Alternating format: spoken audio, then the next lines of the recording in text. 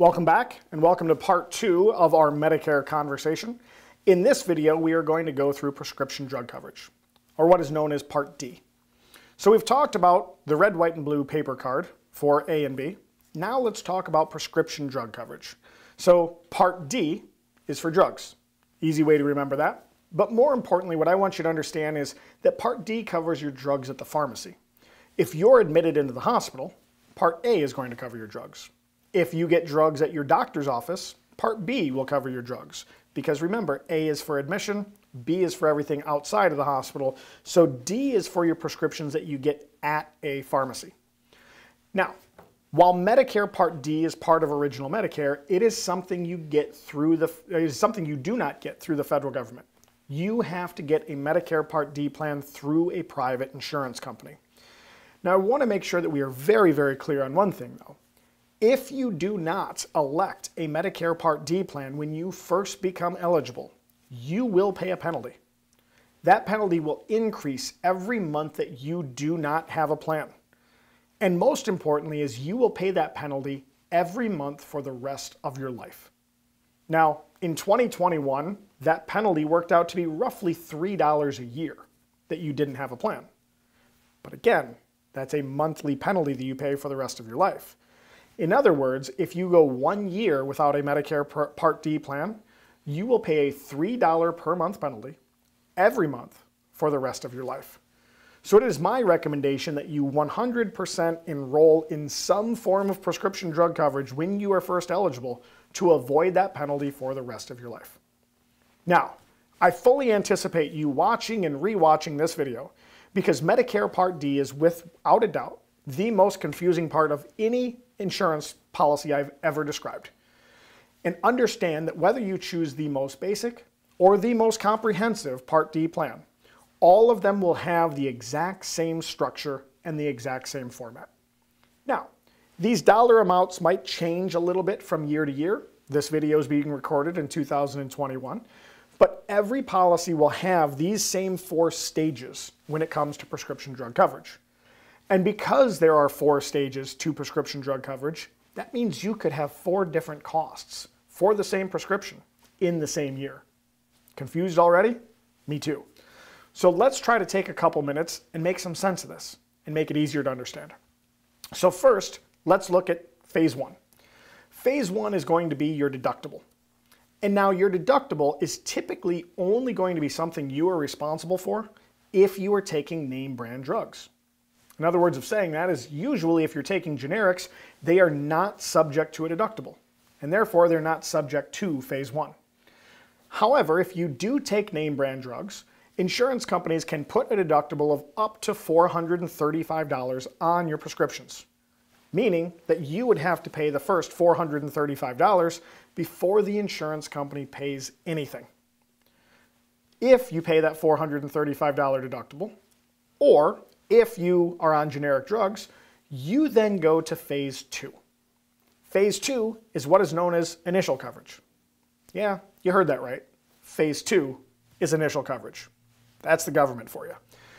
In this phase, you will have, for lack of a better way of describing it, a bucket of money, or a savings account. That savings account will have in it $4,020. Let's just round it to $4,000 to keep the conversation simple. The government or the insurance company will set aside $4,000 a year to spend on your prescriptions. Every time you get a prescription filled, they're simply going to take the cost of that prescription out of your bucket of money.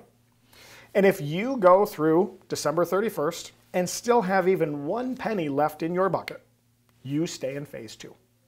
However, if you drain your bucket of money and use it all on prescriptions prior to December 31st, you're going to leave phase 2.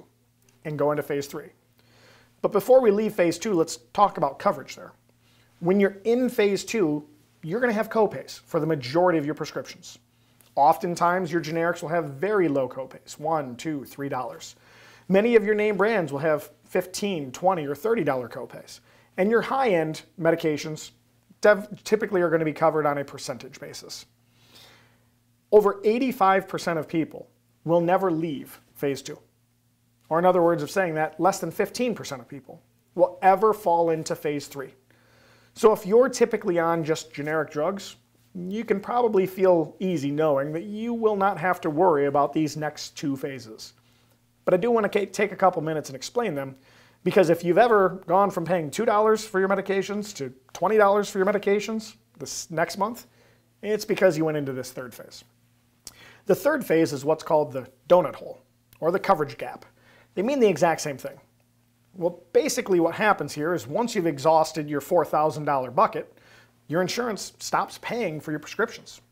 You're now responsible for 25% of the cost of all of your medications. Now, 25% of a generic drug that's $10 isn't a whole heck of a lot, but 25% of insulins and some of these expensive name brand medications can add up quite quickly. And so whether you're on the cheapest drug or the most expensive drug, when you are in phase 3, you will be responsible for 25%. So again, phase 3 starts once your $4,000 bucket is depleted, and it ends once you have hit $6,350 in prescription drug costs. So there's roughly a $2,300 gap or hole there in coverage, which is why it's called the coverage gap or the donut hole. Well, if you have a really bad year and you have more than $6,300 in prescription costs, you leave phase 3 and you go into phase 4. Well, how often does that happen? Less than 5% of people ever go into phase 4. So again, for the majority of you watching this, you won't have to worry about it. But I want you to know how it works, and I want you to be prepared for it if it does happen. If you hit $6,350 in a year in prescription drug costs, then coverage kicks back in. And it kicks back in this fourth catastrophic phase, as it's called. In this situation, prescriptions are covered at 95%. Or in other words, you pay 5%. However, you will continue to pay 5% of your drugs for the remainder of the year. It never goes to 100% coverage. So you will then pay that 5% until December 31st. The year then ends. You go back to January 1, and this whole process starts all over again, back in phase 1. So yes, you could have your deductible for phase 1, a copay in phase 2, pay 25% in phase 3 or the donut hole, and then pay 5% of the exact same drug in the same calendar year. And that's how prescription drug coverage works. So I fully anticipate some of you rewinding and watching this video again because it most certainly can be confusing. But understand that you should get a prescription drug plan when you're first eligible to avoid that gap, or to avoid that penalty, because the penalty you pay will be for the remainder of your life. And oftentimes, you can get a prescription drug plan for free, $5, $10, even $15 a month. So pay the small amount for the premium to avoid the penalty years and years down the road. Let's go on to video 3 and talk about how we can enhance Original Medicare.